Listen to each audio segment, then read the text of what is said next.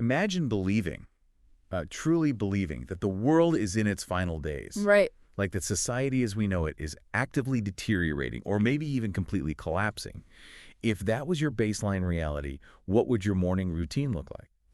I mean, you would think the default response would be sheer panic. Exactly. Hypervigilance, right? Yeah. Maybe, I don't know, building a bunker in the backyard. Yeah, hoarding canned goods. Right. But today, we are looking at a text where the response to an impending apocalypse is waking up at 5:30 a.m. to lie perfectly still for 15 minutes. It is a remarkable paradox. When you face this ultimate external chaos, the adaptive response isn't to mirror that chaos. It's to build this impenetrable internal fortress. Okay, let's unpack this because you are listening right now. You are probably the kind of person who is, insanely curious. You love a clear structure, but you absolutely hate the feeling of information overload. Oh, totally. You just want to understand the mechanics. Exactly. You want to understand how things work. Mhm. And today we're going to look at the architecture of a very specific, deeply personal daily routine.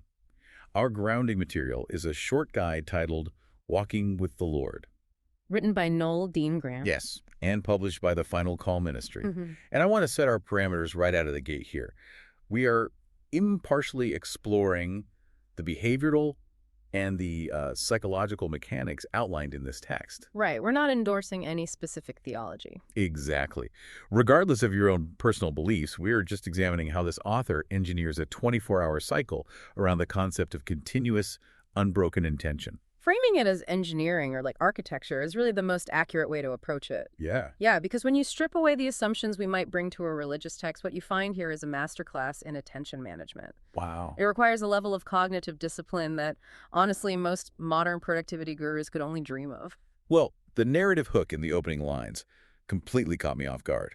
The author explicitly states their underlying motivation, writing that the times we are living in are, quote, becoming worse every day, and that we are in the final days of Earth's history. Which is heavy. It's incredibly heavy. It sends up this massive tension right from page 1. What's fascinating here is how that premise dictates the psychological baseline for the rest of the day. How do you mean? Well, logically, if the world outside your door is literally deteriorating, your preparation before you open that door has to be absolute. And the text begins that preparation the exact second consciousness returns. Right, so let's get into step 1, the intentional mornings. The author prescribes a very strict window, waking up between 5:30 and 6:00 a.m. Early. Very early. But before your feet even hit the floor, you don't just, stretch or stumble over to the coffee machine. The instruction is to take 10 to 15 minutes to lie quietly in bed, Just lying there. just lying there.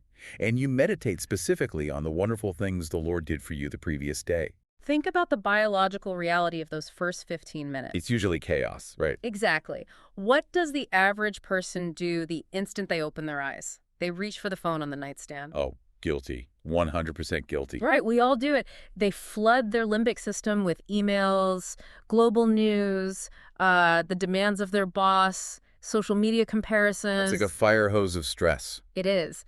The secular world is allowed to colonize the brain before the body is even vertical. I have to challenge this, though, because waking up at 5:30 a.m. to deliberately remind yourself that you're in the final days of Earth's history doesn't sound calming to me. You think it sounds stressful? It sounds like hypervigilance. It sounds exhausting. How is this not just an anxiety spiral disguised as a morning routine? Because of the focus of that stillness, Mm-hmm. the author isn't lying in bed catastrophizing about the end of the world. Right. The instruction is to spend that time meditating on gratitude for the previous day. It is an active cultivation of an internal locus of control. Oh, that makes sense. Yeah, the text is demanding a hard neurological boundary. By taking 15 minutes to do literally nothing but focus on sustained gratitude, you are preemptively filling the cognitive space. So the anxiety of the final days just has no room to enter. Precisely. You've occupied the territory already. And the mental heavy lifting doesn't stop there. After those 15 minutes, you reach for the text, the Bible, and you choose a scripture you're inspired to read. But the reading isn't even the main event. No.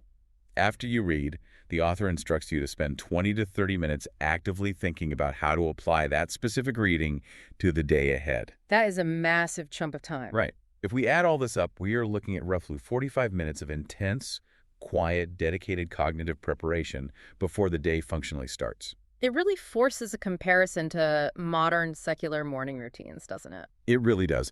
I hear that 45-minute structure, and I immediately think of, like, the tech executive playbook. Oh, the optimization crowd? Yes, you know the type. The CEO who wakes up at 5 a.m. does a 3-minute cold plunge in the garage. Writes in a leather-bound gratitude journal. Exactly. And reads a chapter of Stoic philosophy before checking Slack. Structurally, the mechanics are almost identical. The structural mechanics are identical because human neurobiology is identical. That's true. Both the tech executive and the author of this pamphlet recognize that early morning focus dictates afternoon resilience. But we really have to look at the divergence in the underlying stakes here. Right, the why behind it. Yeah.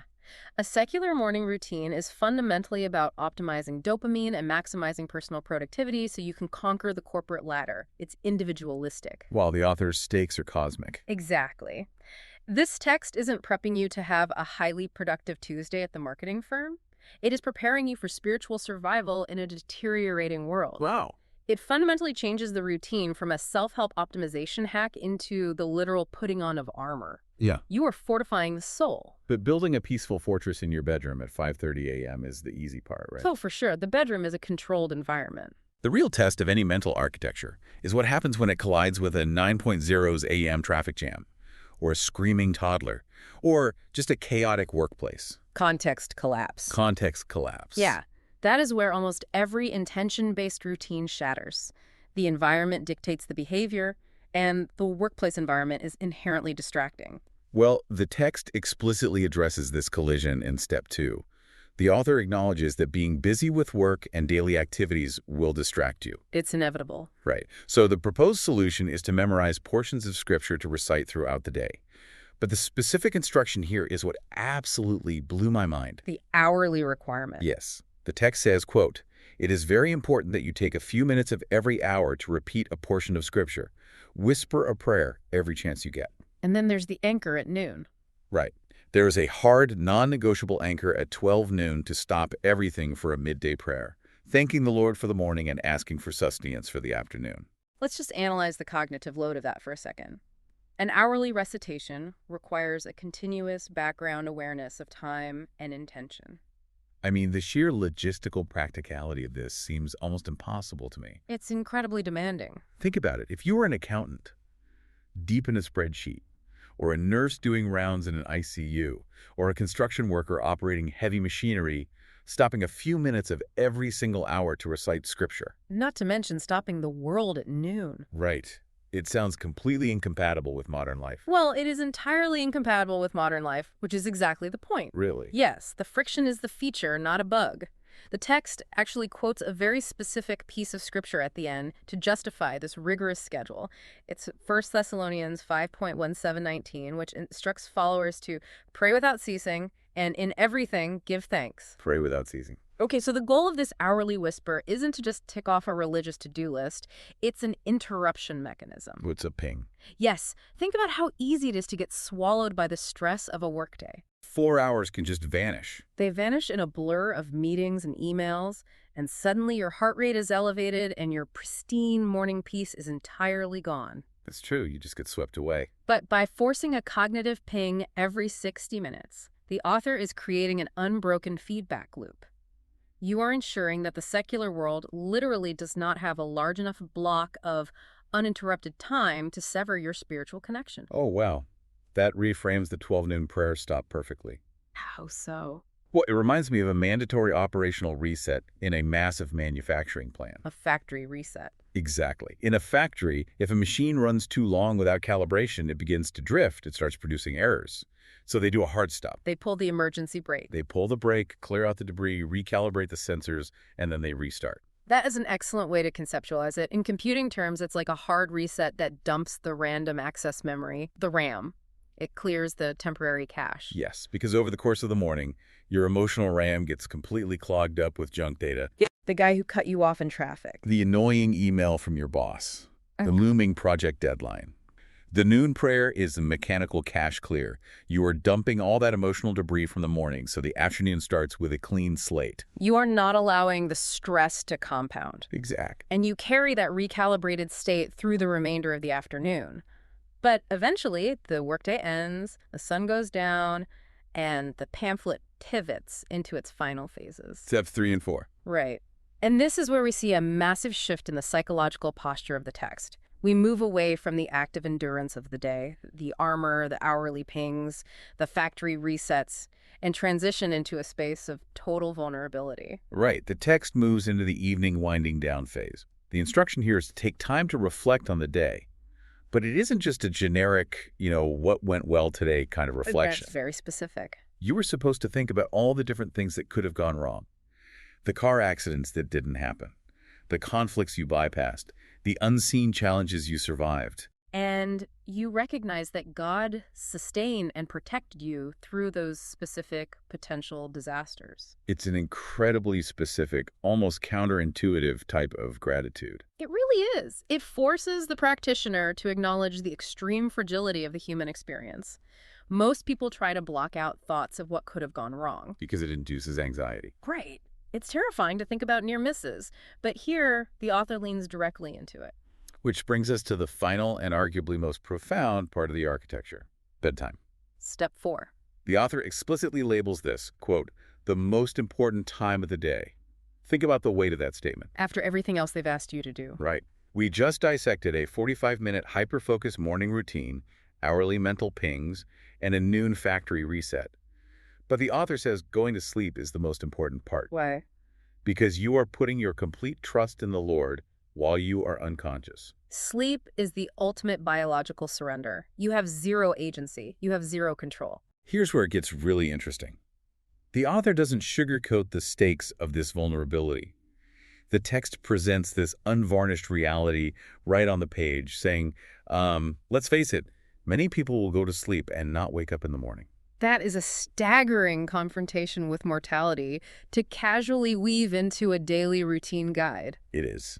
And the way the author approaches this reality feels exactly like an airline pilot running a final pre-flight checklist. The checklist for sleep. Exactly. Before a pilot hurls a massive machine into the sky, they go through an exhaustive, non-negotiable list, checking the flaps, the engine instruments, the navigation. Making absolutely sure every single system is secure. But instead of preparing for a flight, the author is running a pre-sleep checklist for the human soul. They're ensuring everything is spiritually secure. All debts of gratitude are settled. All mental loops are closed, just in case the engine of their own heart stops beating before sunrise. If we connect this to the bigger picture, we have to look at how modern culture typically handles death. We hide from it. Completely. We hide it away. Yeah. The thought of dying in your sleep is, for many secular philosophies, a source of profound existential terror. It represents the ultimate terrifying loss of control. So true.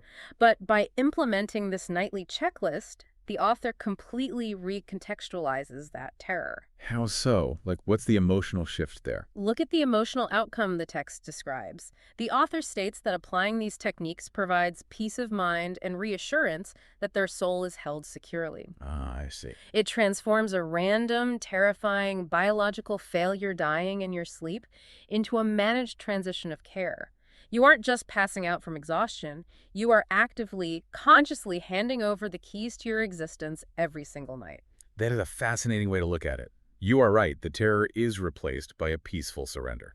And the physical actions the guide recommends to facilitate this transition into sleep are incredibly deliberate, too. Right. It suggests repeating the specific scriptures you memorized and recited throughout the day. Or alternatively, playing those scriptures on an audio device while you fall asleep. Or listening to meditational hymns as you drift off. Notice the symmetry of the physical posture here. Oh, between the morning and the evening. Exactly. The day began by lying completely still in bed for 15 minutes, focusing the mind on the divine rather than the chaos of the secular world. Right. Now, the day ends in that exact same physical posture, but the objective has reversed. The morning was about taking up armor to face the world. And the evening is about relinquishing that armor. The cycle is closed perfectly. It truly is a complete, airtight architectural blueprint. When you lay the whole timeline out, the 45-minute intentional morning, the hourly cognitive pings, the midday cache clear, the evening reflection on fragility, and the final surrender at bedtime, you see a structural integrity that is almost awe-inspiring. It is remarkably cohesive. And for anyone listening who is curious about exploring this specific blueprint further, the author, Noel Dean Grant, includes practical resources right at the end of the pamphlet. So people can reach out? Yes. You can find more at their website, which is www.thefinalcallministry.org.